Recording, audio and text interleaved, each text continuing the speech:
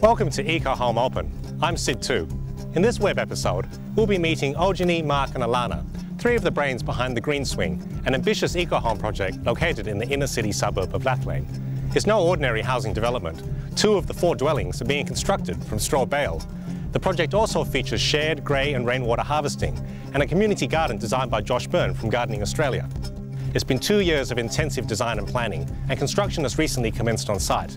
And I'm curious to see how the project is progressing and if the high ambitions of the Green Swing team are being fulfilled.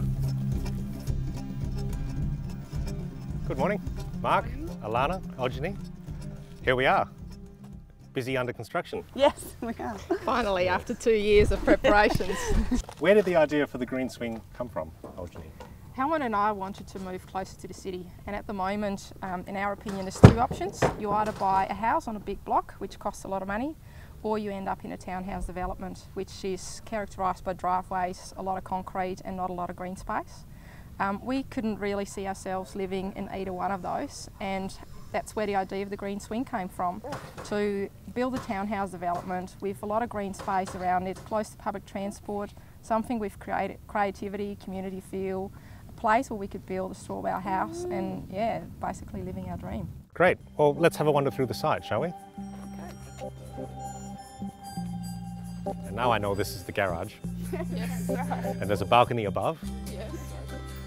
And there was a bicycle store as well, you were saying. Well, the first thing I'd like to point out is all the car parking stops right here. So from this point on, this is a pedestrian friendly area. So the next thing that we're aiming for is to have a common area in the middle. And there's going to be a community garden. Well, that's a separate area off to the side where we're hoping to revegetate the sump that's adjacent. Right. But the area that we're standing in right here is common property. So from here, all 3 dwellings are visible, or all the entryways to the dwellings are visible as well, and everybody's going to arrive on the property on foot. It's not a more traditional townhouse development where people don't see each other. We hope to have a lot of interaction between the people who are living on this. And a strong sense of community. Absolutely. Now, it's pretty difficult with one couple on a project making and agreeing to decisions. What's it like having 2?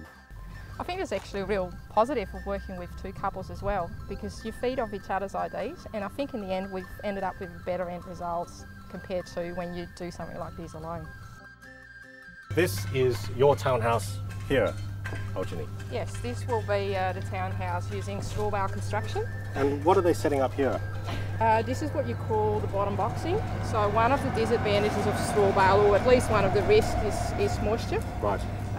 Too much moisture will make the bales rot, so we really need to make sure that we keep them off the ground, and that's why they're building this, what they call bottom boxing at the moment. So the straw bales will be sitting on this boxing. If we ever had any water, like from a dishwasher or something like that, the walls wouldn't be touched by that water. And from here, we're going to build up two stories with straw bale. Straw bale is a non-traditional building material, but for us it ticked all the boxes. Amongst the advantages is excellent insulating properties. It's a local product, it's a waste product, it's biodegradable. With the render on it, it's providing the thermal mass that we need. It creates that full sense of security with the big sort of castle walls. You can get really interesting spaces with window seats. You built a straw bale wall house before? Not a house, but we have done a straw bale building course. We flew over for a week to Victoria where we did a course which not only focused on the straw bale part of the construction, but basically how to build a whole house. And so we have been stacking a couple of straw bales. We have had some hands-on experience with the technique. No doubt we'll be learning a lot too when it comes to building this particular house, but that's the part that we really look forward to as well.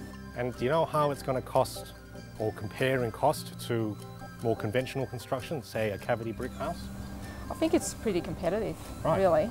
And I've got to say too that our choice for straw bale was not to build the cheapest possible house.